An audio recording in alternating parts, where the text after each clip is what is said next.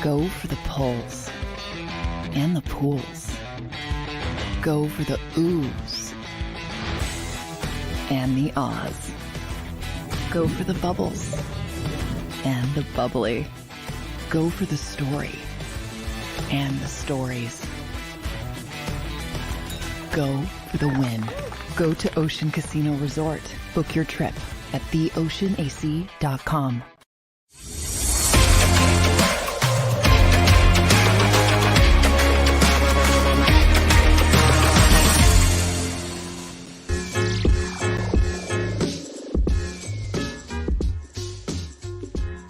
What's up, everybody, and welcome in to the Legal Hands to the Face show on this depressing Tuesday afternoon in Philadelphia. The Philadelphia Eagles season is officially over, and the Eagles lose in embarrassing fashion to the Tampa Bay Bucs in that Wildcard matchup. Welcome in, guys. My name's Bill Colarulo. This is the Legal Hands to the Face show. Usually we're coming to you Monday nights, but because we had a Monday night game, it's Tuesday. And this season is over, and it ended a lot earlier than a lot of us anticipated that it would. Some of us knew this was going to happen after what we saw the last couple of weeks, but nobody saw this coming when the season started. And it has been only 337 days. 337 days since Super Bowl 57, when the Philadelphia Eagles were one half away, up 10 points from winning a Super Bowl. And it feels like that was 337 years ago. Because now we sit here with the Eagles getting dominated in a wild card game against an inferior opponent, at least on paper. And there are so many questions now surrounding this team. Coaching questions, personnel questions, leadership questions, that I don't know when this team is getting back to a Super Bowl again. But we're going to talk about it all, guys. We are live here on the Legal Hands to the Face YouTube channel. We are live on Instagram. We are live on TikTok, Facebook. We are everywhere. And if you're listening to the audio, we will take the audio, upload this to all your favorite podcast platforms. So be sure to leave us a review if you can. Really helps us reach more Eagles fans. And just because the season is over does not mean that the Legal Hands of the Face show is over. We're going to be coming to you all offseason. Because unlike last year, where all the vibes were good all offseason, there's a lot of questions that need to be answered. And we're going to talk about it all today. I want to talk about that game yesterday. I want to talk about this coaching staff. I want to talk about this personnel. So I'll be coming to you for the next hour right here on the Legal Hands to the Face show. So thanks for tuning in. So let's start with this game yesterday. Because I cannot remember in all of my time being a Philadelphia sports fan, and I'm going to even take this further than just Philadelphia Eagles. I'm talking all Philadelphia sports. I cannot remember watching a Philadelphia sports team completely check out on their coaching staff in a playoff game. Completely check out on a season when they were still in the playoffs. You saw them check out last week against the Giants, and you saw them check out in that wild card matchup against the Tampa Bay Bucs. I've never seen anything like that before. And for me, that is an indictment of this coaching staff. I'm not absolving the players. We will get there. But their lack of effort yesterday, their lack of desire yesterday, their lack of want to in tackling, in blocking, in executing. That was a team that has given up and checked out on their coaching staff. And that's why, as we sit here today, not even 1 year removed from Super Bowl 57, we have to have a really serious conversation about whether or not Nick Sirianni should still be the head coach of this football team. And we'll talk about it later in the show. But I saw a team that checked out. I saw a team that had no desire to tackle. And if you guys tune into the JAKIB Sports game day shows, Seth Joyner, me, Mark Farzetta, Mike Missinelli, Seth Joyner talks a lot about how tackling is a desire. Tackling is a want-to. It is a mindset. This team wanted no parts of it. Now, I think the defense lacks personnel, and we'll talk about that in a second. But it doesn't take talent to be aggressive. It doesn't take talent to have desire and at least give 100% effort. The lack of effort had nothing to do with talent yesterday. It had to do with a team that didn't believe anymore. A team that gave up on their coaching staff. Now, as bad as it was, and as bad as the effort was in a 32-9 loss against the Tampa Bay Bucs, who aren't a good team, by the way. It's just that the Philadelphia Eagles are even worse right now. The Philadelphia Eagles may be, and I'm not exaggerating when I say this, right now may be the worst team in the NFL. Is there any team in the NFL that if the Philadelphia Eagles had to play this weekend, if they were still in it, and you could go and handpick your opponent, and you could say, we want that team that the Philadelphia Eagles could beat right now? Because I can't think of one. You would have said maybe the Giants? No. Maybe the Cardinals? No. The Carolina Panthers? Who knows? The Bucs only put 9 points up on them last week. So when I talk about a lack of effort, that's on the players checking out of their coaches. But I'm also not going to forgive the lack of talent on the defensive side of the football. And for me, that's on Howie Roseman.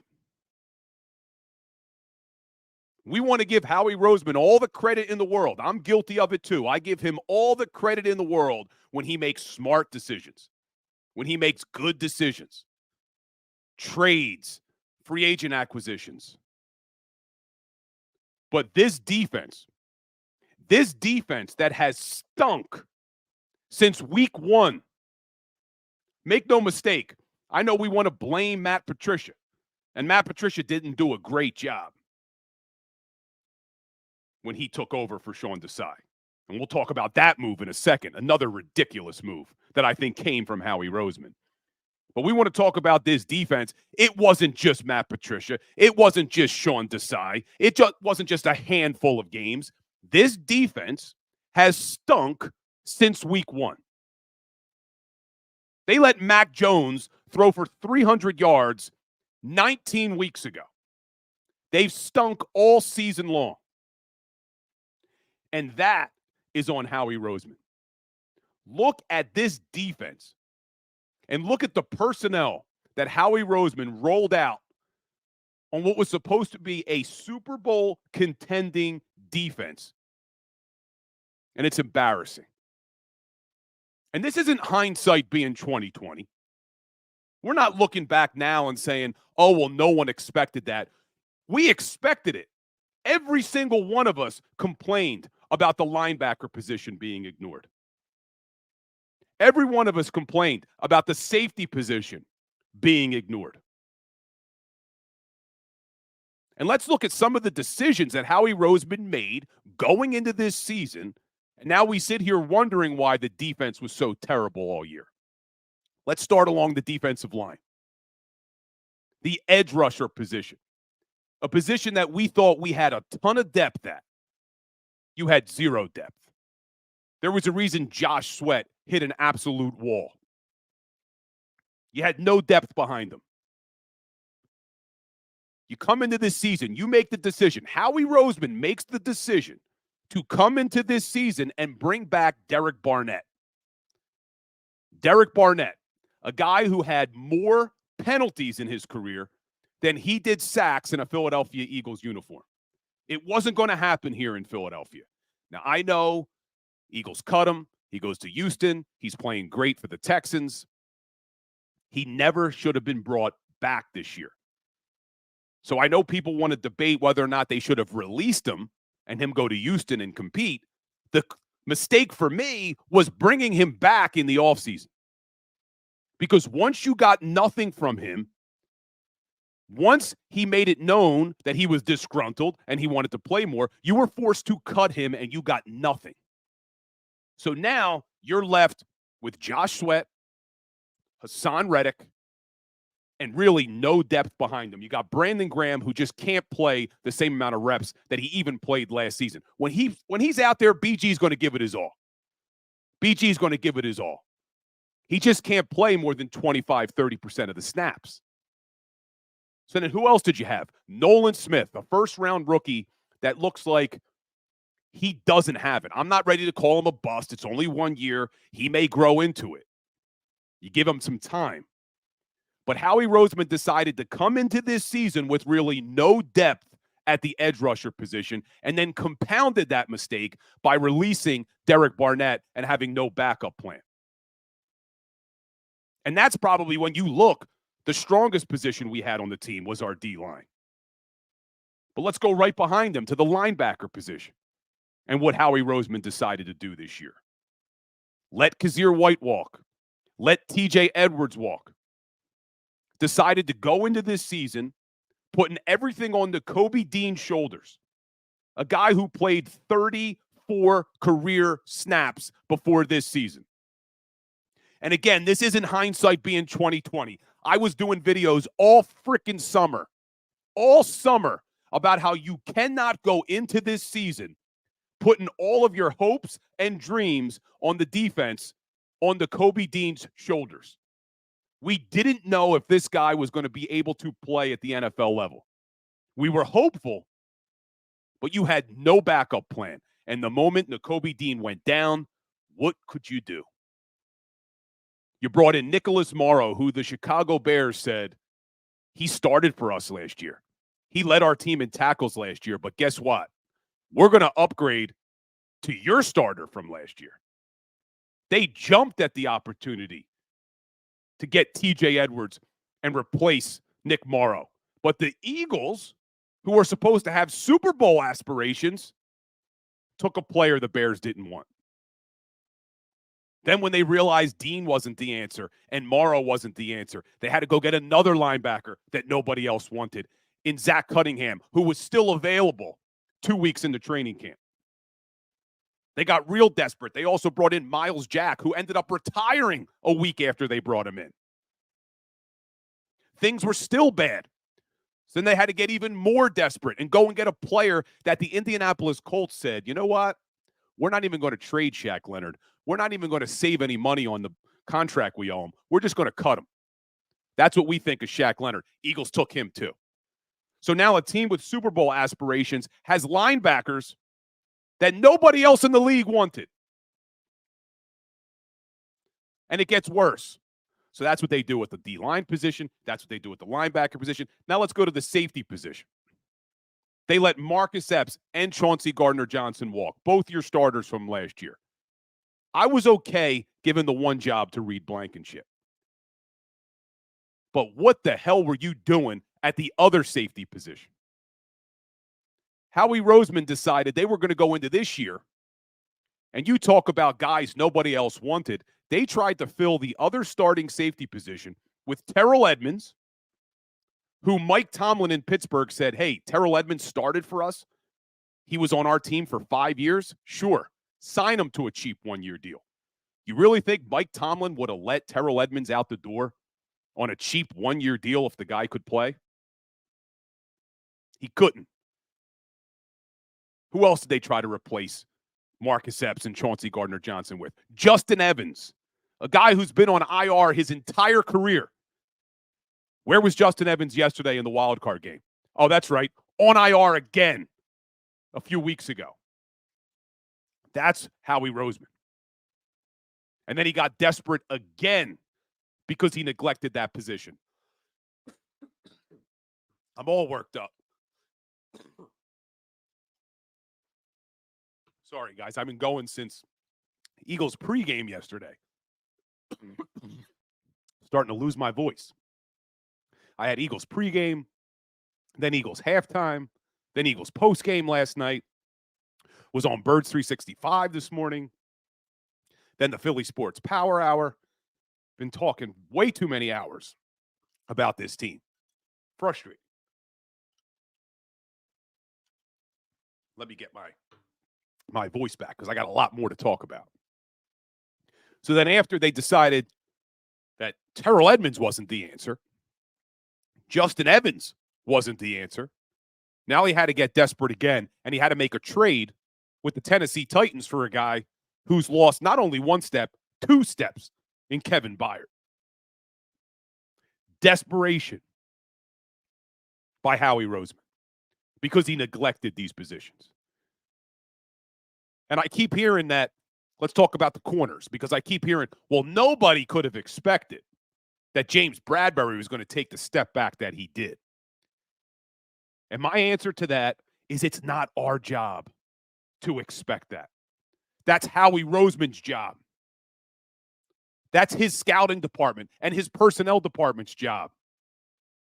To know that when I put my money into 2 corners who are both over the age of 30 in the NFL, that there's a chance they're going to take a step back. When I go into this season, again relying on Avonte Maddox, who can't stay healthy, there's a chance he's going to get hurt. So, yeah, some things happened to this season that, okay, maybe it's not Howie Roseman's fault. That player got hurt. Oh, it's not Howie Roseman's fault. That player took a step back. It's up to him to have plans in place that just weren't there. And then desperate moves had to happen because of it. And I've talked about this before on this show. The reason why the Eagles defense was in this predicament where they're trying to fill all of these places, all of these positions with cast-offs from other teams is because they can't draft defensive players. Look, I'm going to eliminate, and we've talked about this before, I'm going to eliminate this year's draft class because I do have hopes that these guys may grow into something.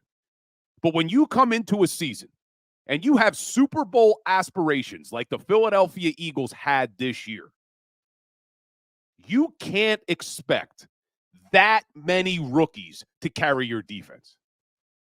Jalen Carter, Nolan Smith, Eli Ricks, Keely Ringo, Sidney Brown. You can't expect all of those rookies to carry your team. Not when you have Super Bowl aspirations. Yeah, they could contribute. A couple rookies can contribute. But you can't expect that many rookies to carry your team. What you need to be able to compete in the NFL, what you need is you need young players that you drafted, that you developed, that are in their 2nd, 3rd, and 4th year contributing to your team. Because guess what? When young players are still in their 2nd, 3rd, and 4th year, most likely they're still on their rookie deal. They're still on their rookie contracts. It's how you build teams in the NFL. It's how you're able to fit more talent under a salary cap by getting young players that you drafted to contribute. And you look at that defense. Look at Howie Roseman's draft picks the last 4 years before this one. And there isn't a single draft pick outside of Milton Williams and Jordan Davis. And we can debate how good those guys are. But outside of those 2 defensive tackles, who on the defensive side of the ball did Howie Roseman draft that's still on their second, third, or fourth-year deal that's contributing to this defense? Zero. Absolutely zero. And I've gone through this exercise with you guys before. We've looked at his draft picks over the years on the defensive side of the football, and this is why the defense is in the position it's in. Every single player on that defense is Howie Roseman trying to pick up in free agency, Howie Roseman trying to make a trade, Howie Roseman trying to get a guy that nobody else wanted. None of the talent on the defensive side of the football were guys that Howie Roseman drafted that should still be in their second, third, and fourth year to contribute to this defense. And to make matters worse, Howie Roseman, because God forbid he takes any responsibility, panics when they see that the defense is struggling, and they change defensive coordinators with only 4 games left in the year. They decide it would be a great idea to take Matt Patricia and have him run Sean Desai's defense with only 4 games left in the season. And there's not a doubt in my mind that that came from Howie Roseman. You heard Hassan Reddick last week when he was asked about how difficult was it to move from one coordinator to another in the middle of the season. And if you listen to his response, he said, well, the higher-ups wanted to make the change, and it's up to us as players, blah, blah, blah, blah, blah. I don't care what else he said. The higher-ups, not Nick Sirianni, wanted to make that change. The higher-ups wanted to make that change. And I tweeted out when they made that move, you have an offense that has all the talent in the world, that has all the personnel in the world, that looks like it's not clicking, and you make 0 changes to the coordinators. You have a defense that severely lacks personnel, and you change that coordinator. That was the end of the season for the Philadelphia Eagles, guys. The day they made that move, it was over. It was over because, number one, the defense couldn't compete. Matt Patricia wasn't the answer. And you know there are players in that locker room who support Sean Desai. Maybe not all of them, but I am sure there are players on the defensive side of the football who did not like that Sean Desai was made the scapegoat. And on the other side of the football, I guarantee you there are offensive players who looked at what happened and said, you got to be kidding me. We have 0 answers for the blitz. We have horrible play calling. We have horrible game planning on offense, and there's not going to be a single damn change. But yet you're going to strip Sean Desai of his defensive coordinator duties in the middle of the season, and we're not going to change a damn thing on the offensive side of the football? Looking back now, that was the end of this season. Right then and there. And I don't care what Nick Sirianni says. I don't care what Howie Roseman says. There is no doubt in my mind that that decision came from the top. That was Roseman and Lurie telling Nick Sirianni what he was going to do with that defense. Ridiculous. And as I started to insinuate about this offensive game plan and this offensive play calling, let's just look at yesterday. Let's look at the game against the Tampa Bay Bucs. A game where you're going up against Todd Bowles, a defensive coordinator who blitzes more than anybody in the league with the exception of the New York Giants and Minnesota Vikings. A guy who blitzes the hell out of Jalen Hurts every single time he plays him. Coming off of a week where you just went up against Wink Martindale and you had 0 answers for the blitz. 0. Did we think that Todd Bowles was going to blitz Jalen Hurts yesterday? Did we think that just maybe Todd Bowles was going to call a lot of blitzes in that game? And once again, you have 0 answers for the damn blitz? And I'm not absolving Jalen Hurts. We'll talk about him in a second because I'm not happy with Jalen Hurts either. But let's stick with the coaches for a second because this is a colossal fail across the board, guys. From Howie Roseman to the coaching staff to the players, they all failed us this season. My nose is running. I'm coughing. I'm all worked up. All worked up today. But let's take a look at the offensive game plan yesterday. You don't have A.J. Brown, your number one receiver. You have Jalen Hurts, who has a dislocated finger on his throwing hand. You're going up against a team that in week 3, you ran the ball 40 times for over 200 yards. You have a defense that can't stop anybody, that hasn't been able to stop anybody in weeks, pretty much all season. We said it all week. Establish the run early. Lean on the strength of this football team, its offensive line. Win the time of possession battle. Keep your weak defense on the sidelines. And what do the Philadelphia Eagles do in that game? I was actually making jokes last week leading up to the game because I thought there was no chance that they would do this, making jokes that all those things I just mentioned about no A.J. Brown, dislocated finger on Jalen Hurts' throwing hand, a team you ran for 200 yards against, a team that you need to win the time of possession battle. I was making jokes saying, oh, watch, the Eagles will come out and throw the ball 40 times. And they actually did. You look at the first half. They ran 26 plays in the first half. They threw the ball 21 times. They gave DeAndre Swift 4 carries in the entire first half. And 2 of them were on back-to-back plays to start the game. You watch this offense and you watch the play calling.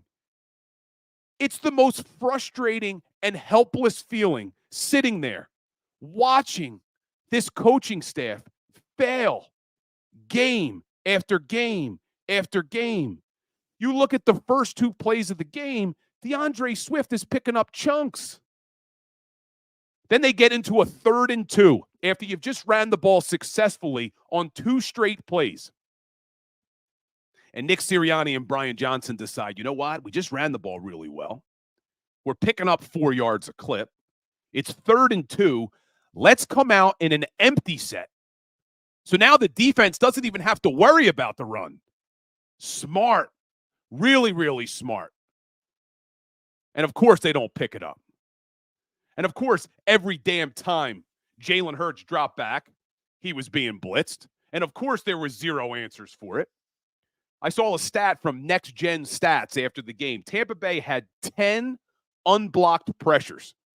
10 unblocked pressures on Jalen Hurts. That tied for the most of any defense the entire season. If this was a shock, if Todd Bowles is a guy who never blitzed and they came out and started blitzing the hell out of Jalen Hurts and the Eagles weren't ready for it, I'd be frustrated, but at least you could say, okay, they just didn't know it was coming.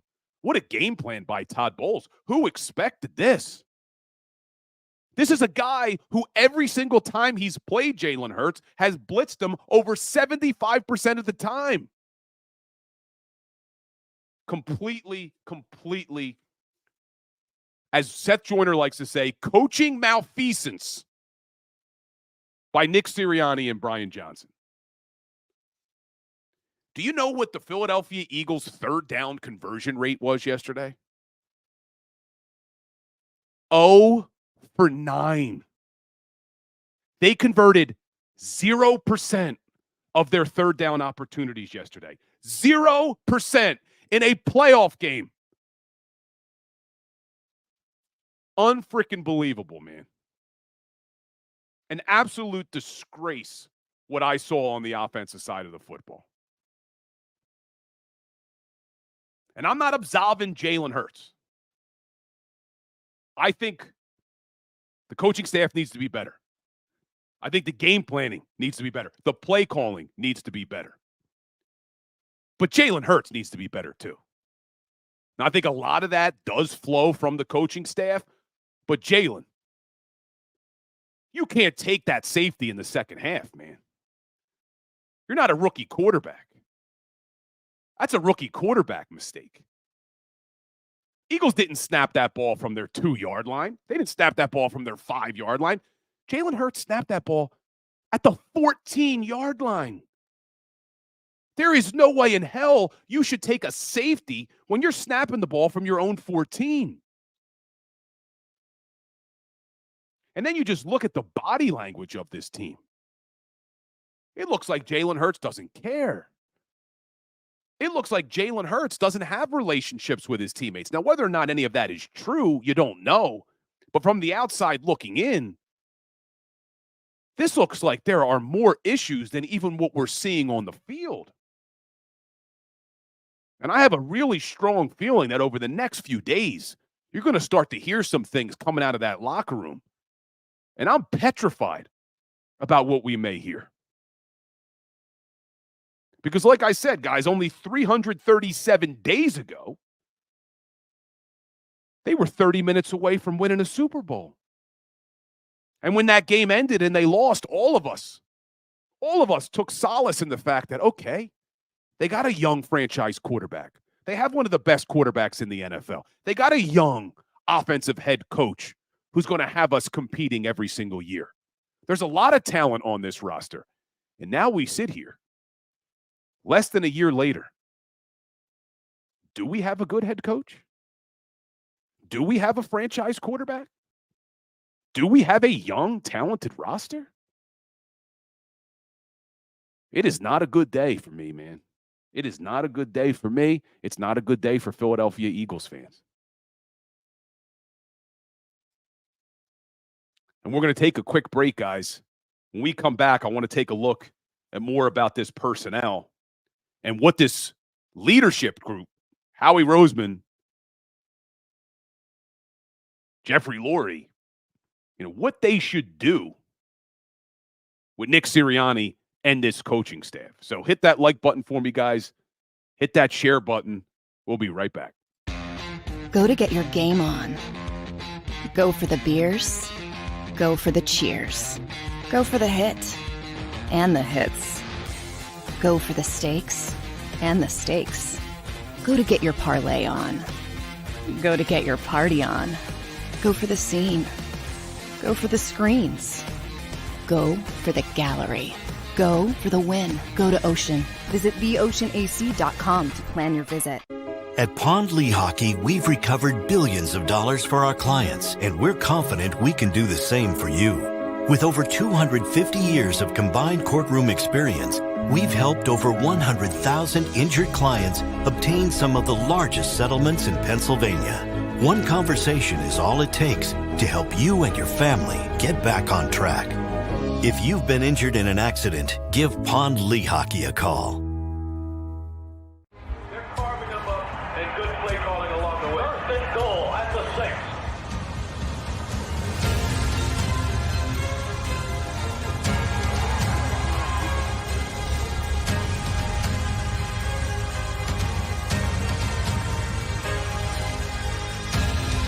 On the field of life, First Trust Bank is there for you. Champions on 3. 1, 2, 3. Because Philadelphia dreams deserve a Philadelphia bank.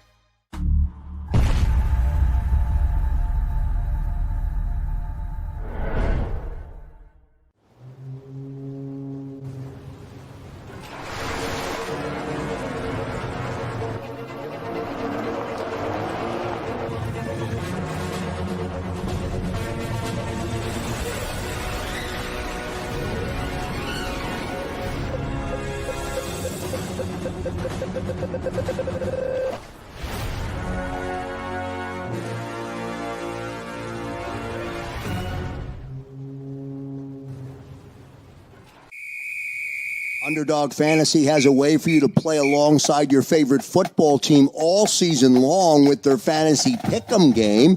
You pick between 2 to 5 players, select whether they'll go higher or lower on one of their stats, then do what you usually do on a Sunday. Watch the games. You can win up to 20 times your money in a single game by going 5 for 5. It's a fantasy game, and the Sports Betting Show wants you to get involved. Go to UnderdogFantasy.com. When you sign up, use the promo code WIN, and Underdog will double your first deposit up to $100. That's UnderdogFantasy.com. Use the promo code WIN. Do you stream on a Roku, Fire Stick, Google TV, or Apple TV? Now you can watch 6ABC 24/7 with the 6ABC Philadelphia streaming app. For the big story on Action News, search 6ABC Philadelphia and start streaming today. EAGLES, Eagles.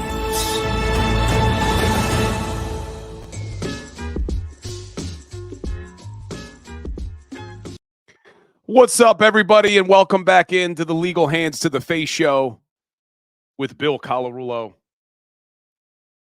Sorry, guys. I am just not feeling good today. I mean, I know you feel exactly the same way I do, but I'm on a little bit of a rant here. I mean, I've been going since yesterday. Started with the post-game show, and then all morning been on some other shows talking, and it's just, the more I talk about it, the angrier I get. Because there is just no excuse for what we saw the last 7 games of this Philadelphia Eagles season. And we were talking about the offense before we went to break. We were talking about Jalen Hurts and how I'm not absolving him, talking about how bad this offensive coaching staff is.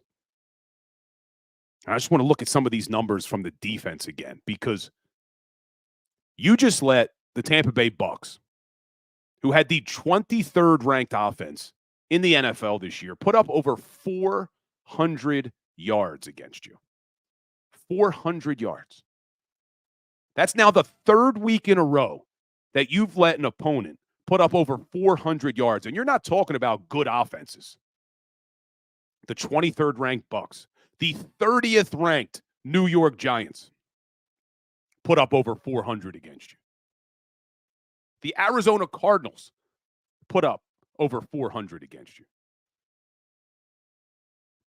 And this Philadelphia Eagles defense, as bad as they've been all season long, the one thing they could do well to start the year was stop the run. Number 1 in the league through the first 9 games. Teams were only averaging 66 yards against. They held the Tampa Bay Bucs to only 41 yards rushing in week 3.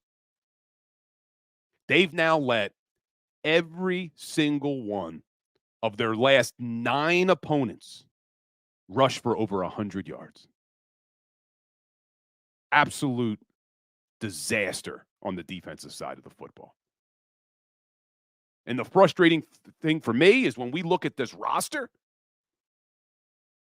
that defense has a lot of work to do. This isn't a magic fix. I wish it was going to be an easy thing to say, oh, we'll just make a change here, we'll make a change there. There are a lot of question marks on that defense going into next season. So we'll talk about that roster in a second, but I want to look at some of these numbers because the Pro Football Focus numbers are coming out. James Bradbury yesterday was targeted 6 times, 5 catches, 108 yards, 4 first downs, a touchdown. And the only one that wasn't a completion was a drop. Goddard. James Bradbury shouldn't be on this football team. But here's the problem. And this is why in the first segment, when I'm talking about Howie Roseman, and that Howie Roseman needs to be blamed for what we're seeing, well, look at this now. Because James Bradbury shouldn't be on this football team. But you can't get rid of James Bradbury. You can't get rid of James Bradbury because of the contract that Howie Roseman gave him. Next season, if you try to move on from James Bradbury, he carries a $17 million dead cap hit. $17 million. That's on Howie Roseman. He's the one who made the decision to bring back 2 over 30 corners and ignore other positions on that defense. So now what do you do with James Bradbury? Nobody's going to trade for him. No one's going to take that contract off your hands. So now you're stuck with James Bradbury. And then Darius Slay would love to tell you how good he played, always loves to tell you how good he played. He was targeted 8 times, gave up 6 catches, 75 yards, 2 first downs. Defense was terrible yesterday. Absolutely terrible. The amount of missed tackles was the most embarrassing thing I can remember in watching a Philadelphia Eagles defense in a really long time. And I'm looking at the Pro Football Focus grades. The Philadelphia Eagles had 1, 2, 3, 4, 5, 6, 7 players who got a grade less than 50 in tackling. It's a 100-point scale, guys, if you're not familiar with Pro Football Focus. They had 7 defenders have a grade less than 50. Absolutely ridiculous. So now the big question is, before we get into the personnel, the big question is, what should the Philadelphia Eagles do with this coaching staff? Do you fire Nick Sirianni 1 year after he was in the Super Bowl?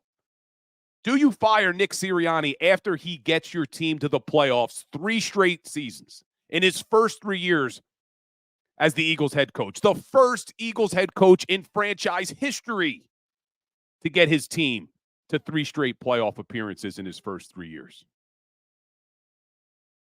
And as crazy as it sounds, and as shocking as it is for me, who was one of the biggest Nick Sirianni fans to start this season, I can't see a scenario where you bring back Nick Sirianni as your head coach. I just can't see it. Not from what we just saw. And I know people are making the argument, well, it's never been done before. A coach that went to the Super Bowl has never been fired the year after. Well, you know what else we've never seen before? An epic collapse like you just saw from this football team over the last 7 weeks. And if the Philadelphia Eagles were losing games, but they were tough games and they were hard-fought games, and it was, man, look at all the effort that team's bringing, maybe you could make that excuse. This team has given up. This team has checked out on Sirianni. And one of the things that I used to love about Nick Sirianni, or so I thought I loved about Nick Sirianni, was I thought that he was so good at building a culture that could battle adversity. I think about the things I used to say about this guy to start the season. I want to throw up. Because now when I look back, what adversity did Nick Sirianni and this football team face until they got punched in the mouth by the San Francisco 49ers? What adversity did they face? Sirianni's first season, no expectations. New starting quarterback with Jalen Hurts, rookie head coach, no expectations. They come out to a 2-5 start. And we probably should have known then, because when they came out to that 2-5 start, Nick Sirianni was calling the plays. And I remember saying that it was the worst play calling I had ever seen. He was a terrible play caller, terrible. So when they're 2-5, he decides to turn over the play calling duties to Shane Steichen. And that's when everything started to change. So that's really the closest adversity that Sirianni ever had. They start their first season as him as head coach is 2-5, and they battle back and they make a playoff. But there was no pressure on that 2-5 team. We didn't have any expectations for that team. And then you look at last year. What adversity did they face last year? Outside of Jalen Hurts getting hurt at the end of the season, what adversity did this team face? Pretty much dominated everybody. Hurts wins the last game of the season. They get home field advantage. They get the bye. They get the Giants in the first game, dominate them. They get the Niners in the NFC Championship game, dominate them. They don't even have a quarterback. There was no adversity for Nick Sirianni and Jalen Hurts, really, at the NFL level until this season when they got punched in the mouth by the San Francisco 49ers. So now when I go back and think about how I used to tout Nick Sirianni for having an ability to get his team to overcome adversity, it was all BS, man. Because what adversity did this guy face? And the moment they faced real adversity,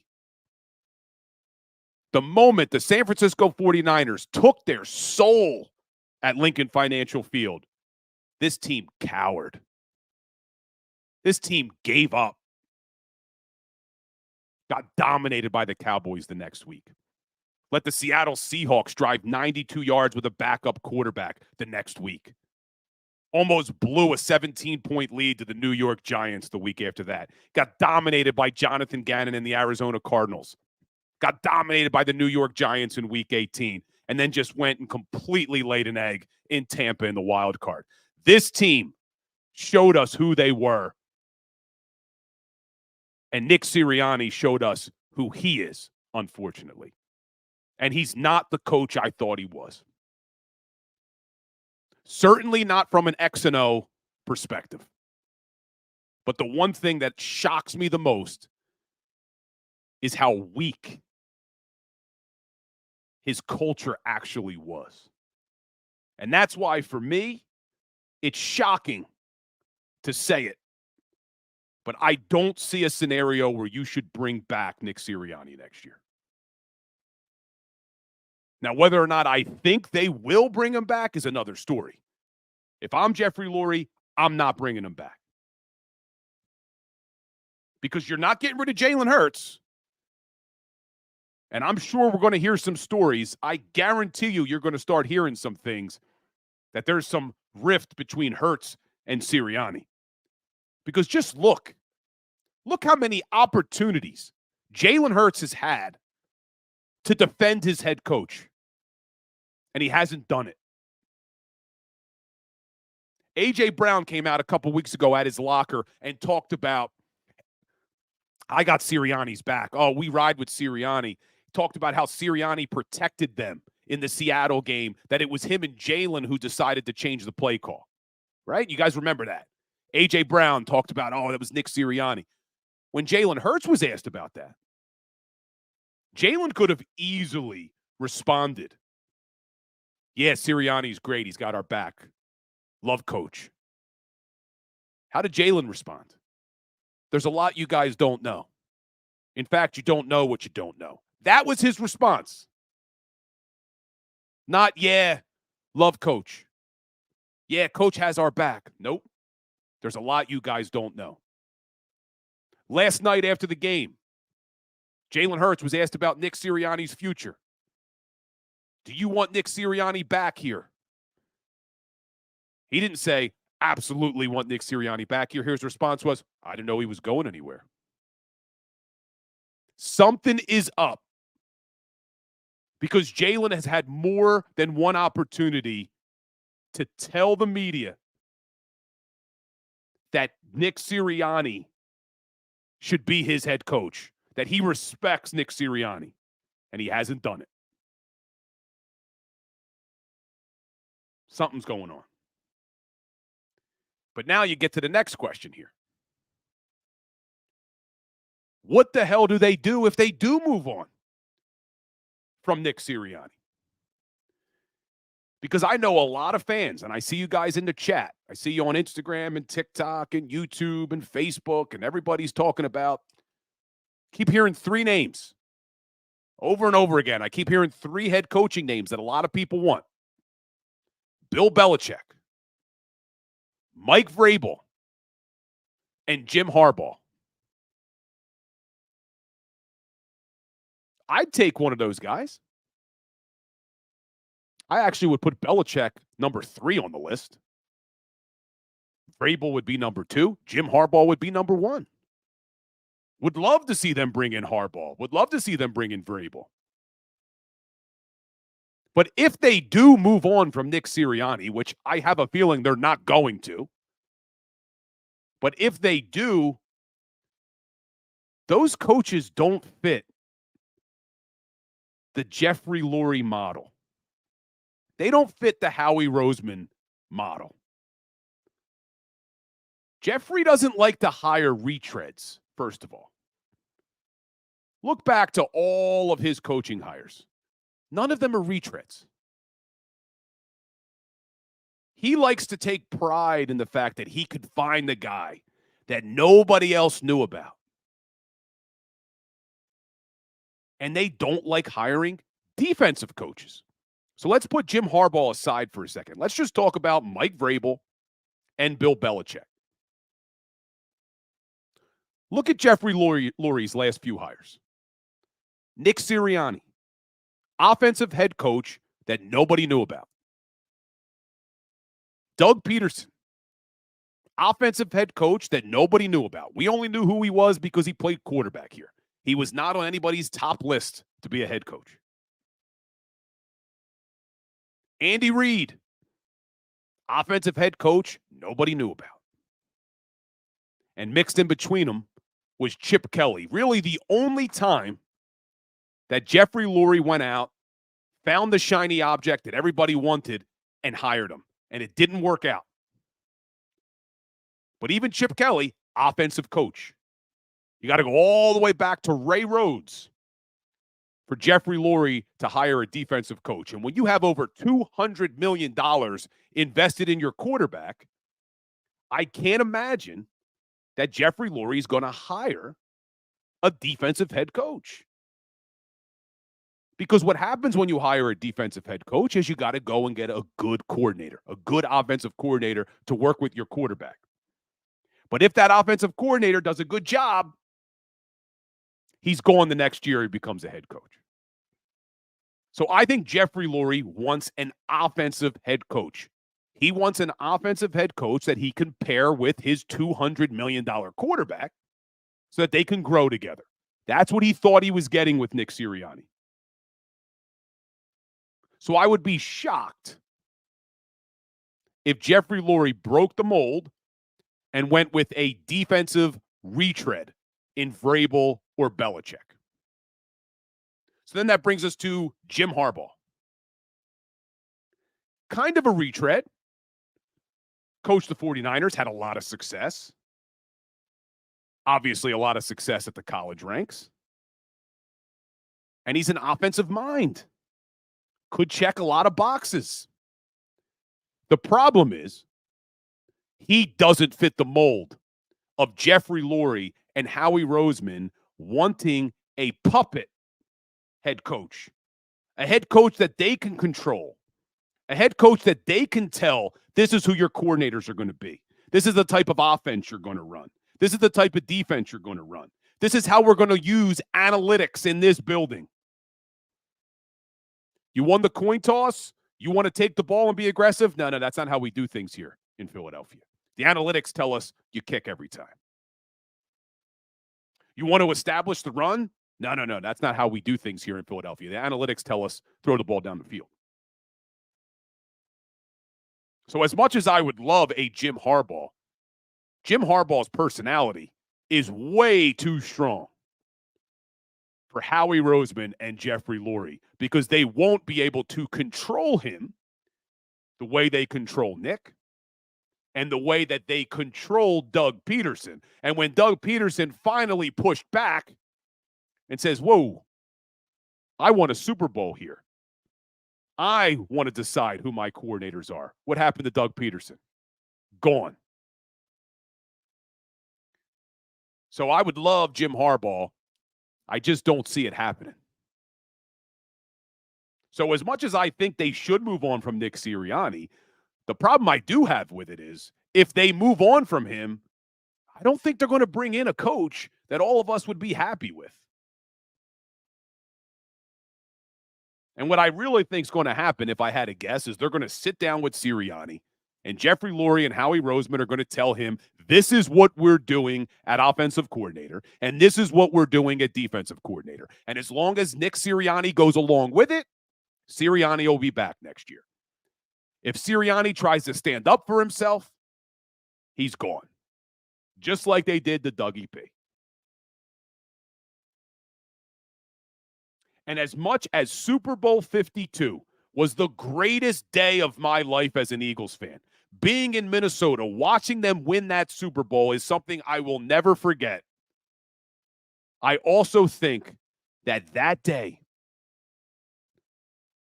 emboldened Howie Roseman. The ego now of Howie Roseman and Jeffrey Lurie is through the roof. You've heard Howie Roseman say it to fans. I got you your only Super Bowl. So now the arrogance is in the way. We know how to do things. We're right. Howie Roseman hit every single free agent acquisition that year. Chris Long, Nigel Bradham, Patrick Robinson, all of these one hits. Jay Ajayi. So now what he thinks, the arrogance is there where he can do that every single year.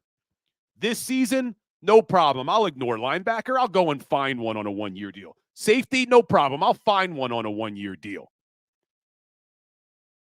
And they will not hire a coach that wants more power than they're willing to give. And unfortunately, we now find ourselves in the predicament that we are in because of that mentality. And once we get through the decisions about what to do with the coaching staff, there are a lot of personnel decisions now. There's a lot of things we need to figure out. Just look at the free agents coming next year. On the defensive side of the football, Brandon Graham, Fletcher Cox, Shaq Leonard, Zach Cunningham, Sean Bradley, Nicholas Morrow. Every one of those guys is a free agent. And maybe all of those we would say, okay, no problem. We want to move on. But you still need to replace these guys. You still have no linebacker. We still have 0 linebackers on this roster that you could rely on. And if Howie Roseman is going to do the same thing he's done every single year, he's going to try to fix that with a one-year deal for a guy that nobody else wanted. They're not going to spend money. You had a promising safety in Sidney Brown, unfortunately tears his ACL. So what's the plan now at safety? Doesn't look like it's Kevin Byard. What are you doing on the outside at corner when you got James Bradbury making all that money and Darius Slay making all that money? Oh, and guess what? Hassan Reddick's not a free agent, but he's entering the final year of his deal, a deal that he talked about at the beginning of training camp. We knew he was unhappy with. You really think Hassan Reddick wants to come back this year and play on the final year of a deal that he already thought was underpaying him? So now you got decisions to make with Hassan Reddick. And I doubt he'll be the only one that's going to be looking for a new deal. And you go to the offensive side of the football. It's being reported. Make the news even sadder today. That all-time great Jason Kelce is hanging him up. Jason Kelce is retiring. A center who's not only a Hall of Famer, who's not only one of the greatest Philadelphia Eagles players in franchise history, a center who's still playing at an all-pro level. The guy was an all-pro this year. You are not going to be able to replace him on the field, him off the field, him in that locker room. Massive loss. So now what are you going to do? I'm guessing the plan is to move Cam Jurgens over to center, and now you need a right guard. They drafted Tyler Steen this year to be that right guard, but I haven't seen enough of Tyler Steen to know whether or not he's going to be able to step in. So now one of the best offensive lines in football is a question mark going into next year. And then you look at this wide receiver core. As good as A.J. Brown and Devontae Smith are, you lack a wide receiver 3. We talked about that going into the season, that Quez Watkins wasn't good enough, and he proved it again. He wasn't good enough. You need more depth at that position. And who the hell knows what's going on with A.J. Brown? I'm hopeful there's no drama. But it doesn't pass the smell test. Where there's smoke, there's fire, and something doesn't seem right. So what the hell is going to happen with A.J.? Is Devontae Smith going to want a new deal? A lot of question marks. You look at tight end. Dallas Goedert couldn't stay healthy again this year, and you have zero depth at tight end. They need a better tight end, too, on this team, without a doubt. So you have all these question marks, guys. And it's going to be a long offseason. And that's the saddest part for me today as we sit here. They were so close last year. So close. And now things just seem really far away. So the season is over, guys, but the Legal Hands to the Face show is going to keep coming every single week, all off season. I will continue to post daily content on my Instagram, on Facebook, on TikTok, on Twitter, on YouTube. So make sure you're following everywhere at Bill Colarulo, at Legal Hands to the Face. If you're listening to the audio of this on the podcast platform, it would mean a lot if you could leave a review on whatever platform you're listening to. It really helps us reach more Eagles fans. But that's going to do it for the Legal Hands to the Face show today, guys. Not a happy day. Not a happy day at all. I had Dave Spadaro, Eagles Insider, on my other show earlier this morning. I was asking him, is there any plans for Jeffrey Lurie to speak? When can we expect to hear from Jeffrey Lurie? He said last year Jeffrey didn't speak until the owners' meetings in March. I'm praying that we hear something from Jeffrey Lurie, even if it's to tell us that Nick Sirianni's job is safe. But we need to hear something, and we need to hear something soon about what's going on with this team. Don't leave us in limbo. Don't leave these players in limbo about what's going on. But when we finish the show, guys, head on over to Instagram or TikTok. I just posted a video about the coaching search, about some of the things we talked about. Leave a comment. Send me a DM. I want to know, who would you want? If it was up to you, who would you want the Philadelphia Eagles to hire if they moved on from Nick Sirianni? And I talked about how I don't think they'll bring in a Jim Harbaugh. I don't think they'll bring in a Mike Vrabel or a Bill Belichick. A guy I'd love would be Ben Johnson, offensive coordinator from Detroit. I would like a young offensive coordinator. Top choice, Jim Harbaugh. Pipe dream, Jim Harbaugh. Not happening. But let me know, guys, on Instagram. Go over there when we're done, or TikTok. Comment under my video. Let me know how you're doing. But I appreciate you spending this hour with me, guys. I will be back every single week. I'll keep you updated. We may change the schedule a little bit. I used to come with a live show every Monday night at 6:30, but now that the season's over, we may be maneuvering some things around. So stay tuned. I'll keep you posted. But you can get daily content on all your favorite social media platforms. So make sure you're following everywhere. But I appreciate you. Hit that like button on the way out. And I'll talk to you guys soon. Go Birds. Go for the polls and the pools. Go for the oohs and the ahs. Go for the bubbles and the bubbly. Go for the story and the stories. Go for the win. Go to Ocean Casino Resort. Book your trip at theoceanac.com.